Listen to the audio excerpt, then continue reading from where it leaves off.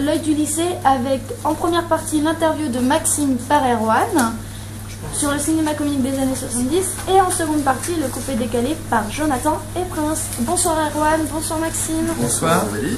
Bonsoir Aurélie. Bonsoir à toutes, bonsoir à tous. Donc je vous présente Maxime, ici présent, qui est fan de cinéma et en particulier du cinéma comique dans les années 60-70. Donc pour développer sa passion, on va s'attacher à 3 exemples. Ce soir, on va commencer avec Louis de Funès. Donc Maxime, on va commencer par le commencement. Où et quand est né Louis de Funès?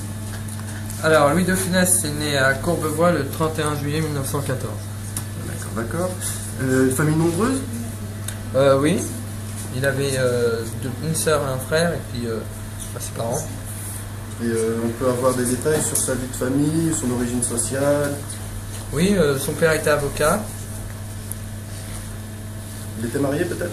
Oui, il était marié, il avait 3 fils. D'accord, ok. Et on va revenir déjà dans son adolescence. Donc sa passion pour le cinéma, d'où la tient-il, Maxime?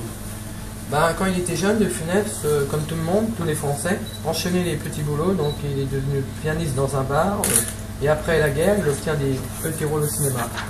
Okay. Et suite à ces petits rôles, donc, il est devenu très connu, comme on le sait tous.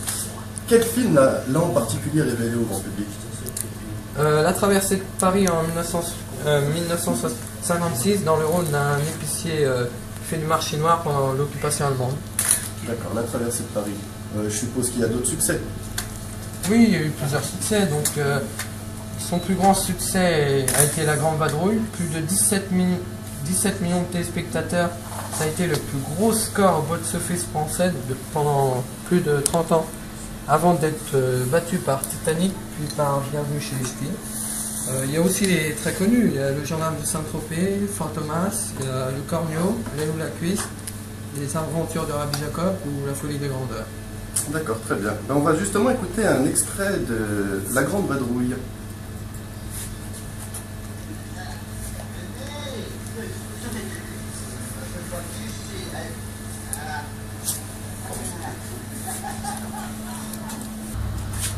Donc voilà cet extrait de La Grande Vadrouille, qui doit rappeler des souvenirs à pas mal de gens, j'en doute pas.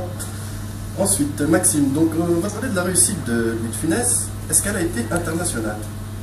Oui, elle a été mondialement connue, malgré un humour français. Est-ce qu'il utilisait cet humour-là, que tu viens de me décrire, dans tous ses films?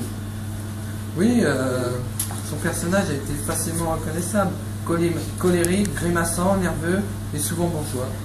Dans la plupart de ses films, il tenait ce personnage-là? Non, tous pratiquement.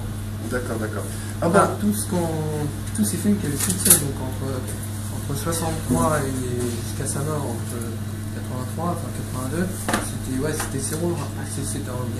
Excusez-moi, c'était ses rôles. D'accord, merci Maxime. On va écouter un nouvel extrait de Louis de Funès.